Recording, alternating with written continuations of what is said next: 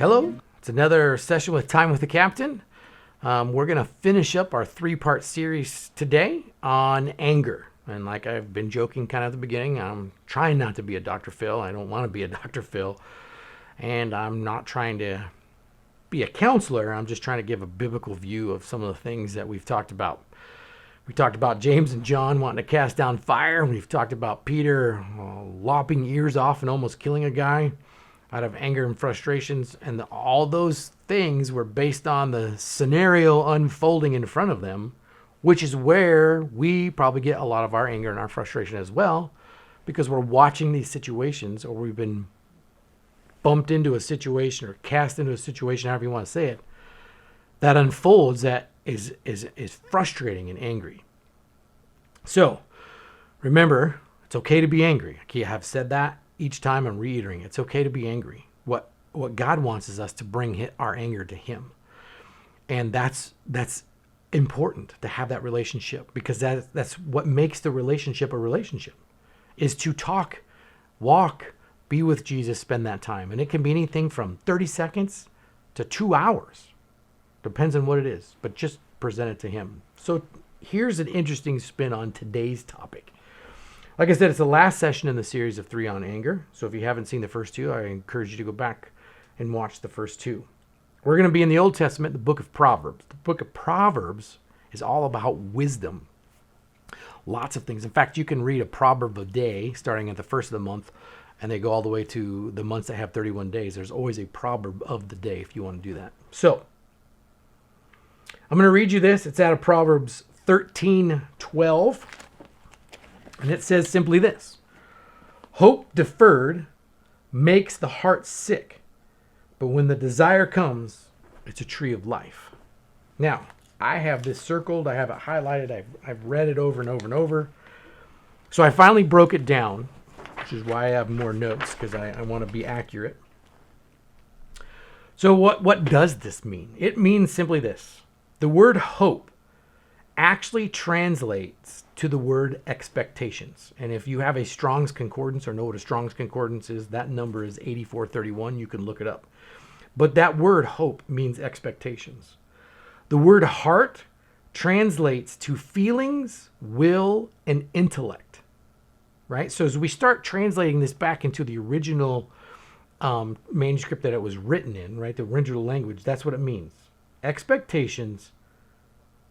It also talks about will, intellect, and your feelings. So what are we expecting? When we get angry, what are we expecting? What expectations did we miss? Do they line up with the teachings of this book? Do they line up with who you are? Do they line up of what you think you should be, right? So if I were to read that again, it would read something to this effect, right? My expectations, my wills, my intents, and my feelings are sick when my expectations aren't what I thought they were supposed to be. So, ask yourself this question. If I'm angry, what expectation am I missing? When Peter lopped off the guy's ear, his expectation was that Jesus was just going to walk away, that Jesus was not going to be arrested at that moment. He was too big of a figure. His expectation led to his frustration, which led to his action, right? James and John, they had an expectation that every village they went into, they wanted to hear Jesus' words. They wanted to see Jesus, those people. And in that village where they wanted to call down the fire and burn everything up, their expectation wasn't met. Their frustrations came out of, let's call fire down and burn them all up. So my question, my deep thought question, I guess, is what are your expectations? If you're angry, ask yourself, what are my expectations? What's driving my feelings, my wills, and my intellect? If your expectations are being missed, it's time to revisit your expectations. I'm not saying lower your standards. I'm not saying lower your expectations. You just need to define why you're angry. At the same token, we have a God in heaven, the creator of the universe, that will talk to us, that will help us. That will help us define those expectations, because he wants your expectations to eventually line up with this book and the principles taught in this book. So if you're so frustrated and you're so angry day after day after day, there comes a piece where you have to step in and say, man, what are my expectations? If I'm missing the expectations constantly, my heart's going to be sick. I'm going to feel ill. My intents of the day are not going to happen. In any relationship, here's what I wrote down about expectations. If you had an expectation that just this job you are doing will be fulfilled and long lasting, you've probably been angry at some point. If you've been in a relationship that you had expectations that going the distance and it didn't, you've been angry at some point. Anger is a symptom of missed expectations. So let that sink in for just a moment. If you're angry, ask yourself and ask Jesus to reveal what your expectations that have been missed are.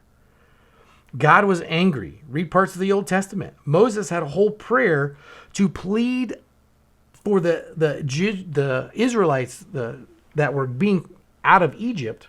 Sorry, I was all over my words there. His whole prayer was that God kindle his anger, because God was going to destroy that entire nation because of what they were doing. And Moses stood between them.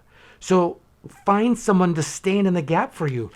Hey, Pastor so-and-so, hey, best friend, I'm angry. Will you pray for me? Because I need someone to stand in the gap. I need someone to be there to help me align my expectations so my anger starts to decrease. God heard Moses' prayer. He kindles his anger and he doesn't destroy his people. So if Moses was angry and sinned, he still pled with God and saved people. I encourage you to reach out, if you struggle with this, to someone you trust. Work through it at this time. Humility goes a long way. Remember when I talked about several sessions ago about go boldly into the throne of grace in our time of need? It's a confidence that we have based in the faith and hope that when we ask something, we get it. Just remember, it's not always a genie in the bottle moment. There's going to be time it's going to take. So to wrap these 3 sessions up with this one thought is this: what are your expectations? If you're constantly angry and the job is constantly on you and you constantly are biting at people and snipping at people, there's post-traumatic stress. I understand that. We're going to talk about that several sessions later. There's all those factors that go into it. I understand that. I'm focusing on one thing, and that one thing is, what is your expectations? Ask Jesus. Ask someone to stand in the gap for you. Ask someone to pray for you. See what your faith can do. And remember, I want you to go home. I want you to be safe. We want you to make a difference. Tune in next week. We start a whole new series. Thanks.